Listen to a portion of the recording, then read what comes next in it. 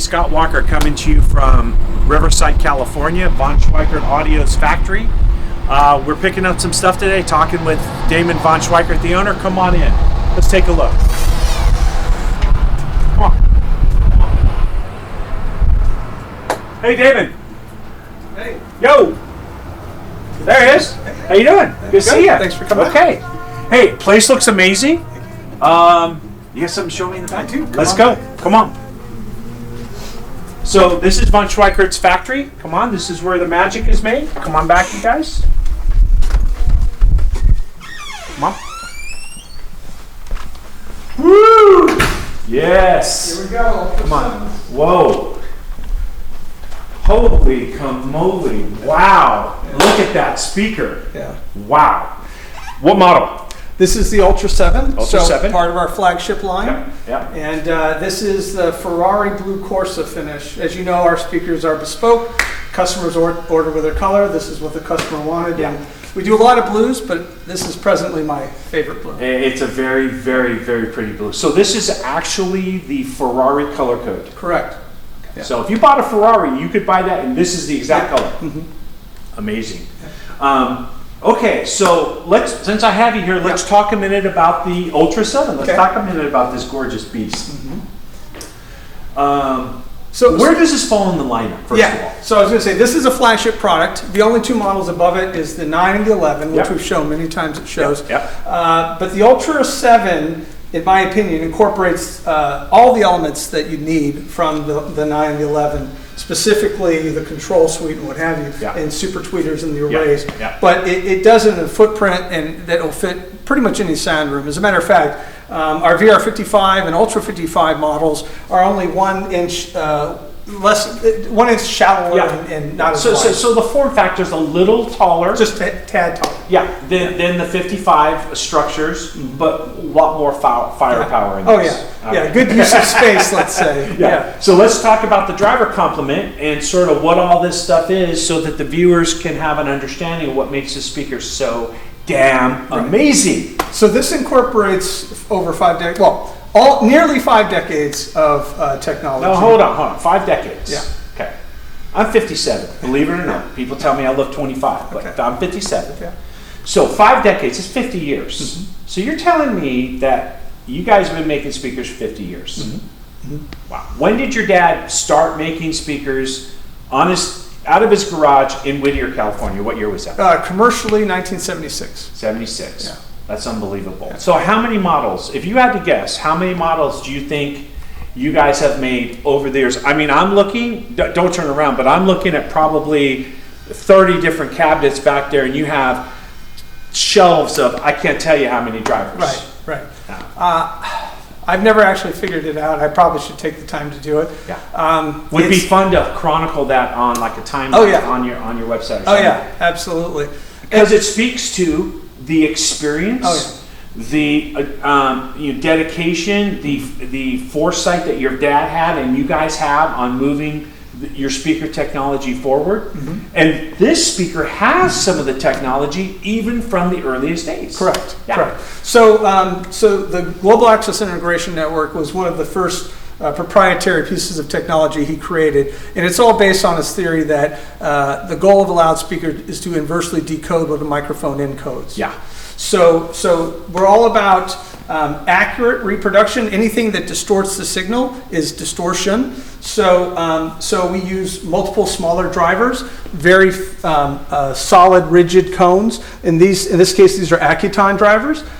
This is the Accuton mid-range. This is their top-of-line underslung mid-range. So it has very free air movement. It starts and stops very fast. Seos Beryllium tweeter. And this is a dual ribbon, so they're side-by-side super tweeter, which is wonderful for its So the super broadcast. tweeter works in what region? How many hertz and above? It's on this model, I'm not exactly sure where we cross it over at, but in these 20,000, 30,000? Easily, way up there. Right. It just goes beyond what, this is a pretty wide range tweeter. It just carries it beyond that, and typically what you experience when you're using this is you experience more air and more holographic imaging between the objects. And with a super tweeter, you don't hear it when you turn it on, but you sure hear it when it turns off. So in your philosophy of recreating what the microphone captured. Right. So microphone captures sound in 360 degrees. Right. Ideally, you would want a transducer that recreated that signal in 360 degrees. Right.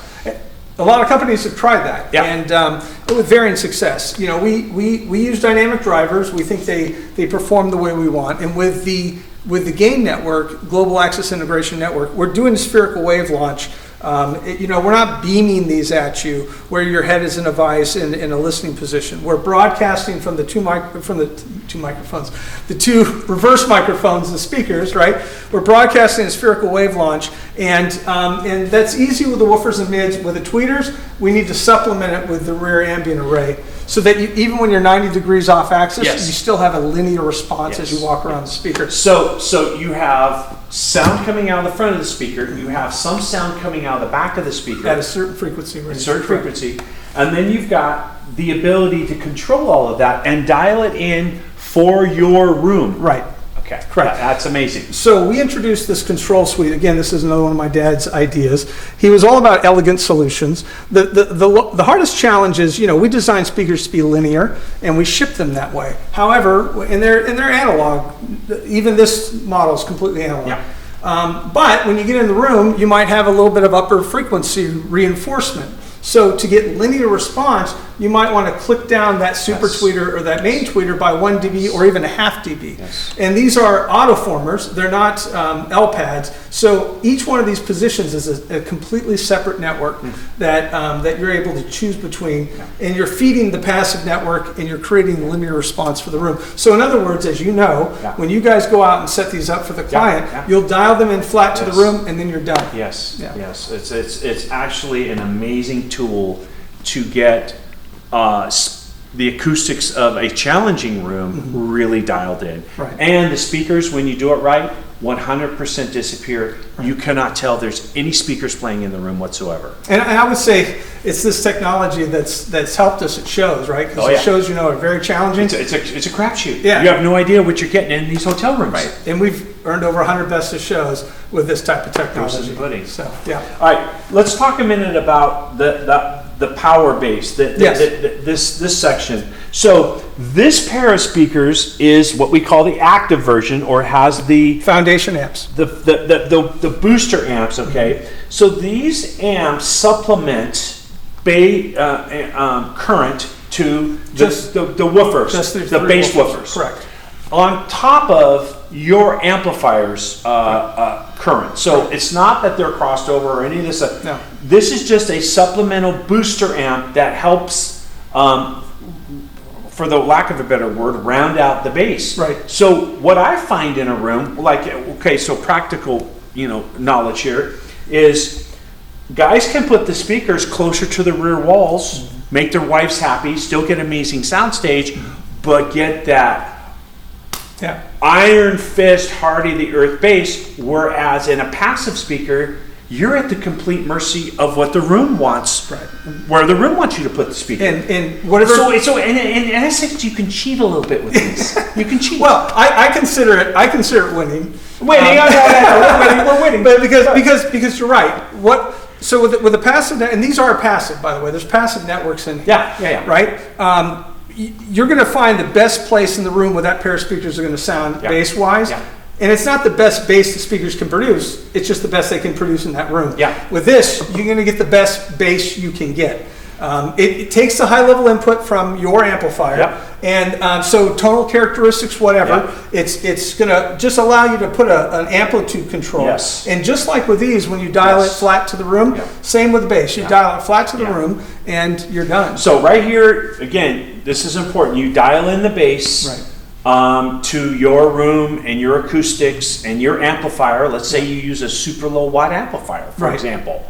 Or some, Well, these are high efficiency to begin with, 89 dB. Yeah. But you're right. You can, basically you can power the top section. Yeah. You're still feeding signal and tonal characteristics to the woofers. Yeah. But you can amplify it to make it level to the room.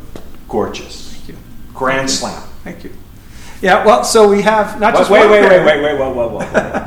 So you have some over here also? Yeah. Okay, so come on over here, Colton. Let's take a look and see what we got over here. Oh my gosh. This is Are my eyes deceiving me? This is the first time doing this color. It blows me away. Oh this my is gosh. This is Porsche metallic green oak. Yes. So Yes. Wow. yeah. And So wait a sec. Wait. I'm picking up not only those today, Yeah. but I'm picking up these two. Correct. 2 pairs of Ultra 7s. yeah, and these are getting installed tomorrow. Ballin'. So I'm installing these tomorrow at my customer's house. By the way, this is his second pair of Von Schweikerts. My customer, I'm putting these in. Yeah. So the color, you told me I the love color is amazing. You sent me the samples and all Yeah. that. You know something, Damon, I'll have to say this.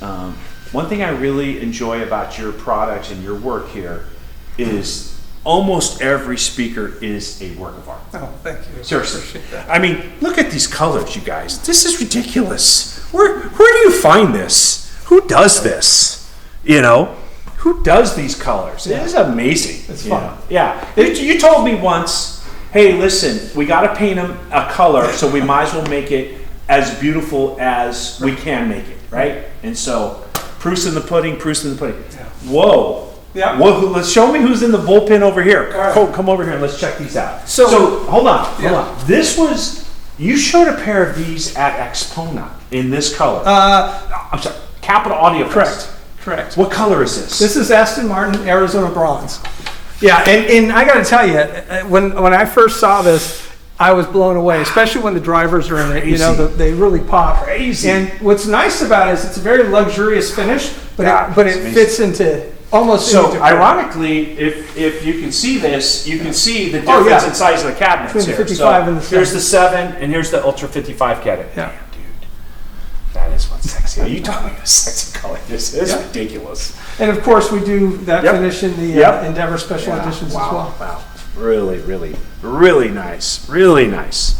Well, I see you guys have been busy here, and as always, appreciate your time. Oh, thanks for Let's coming get by. these bad boys crated up so we can get them off to our customer. And Awesome. as always, thank you very Thank much. you. Appreciate it. Appreciate it. Scott Walker coming to you with Damon Von Schweikert from the Von Schweikert factory here in Riverside, California, connecting you to the moment.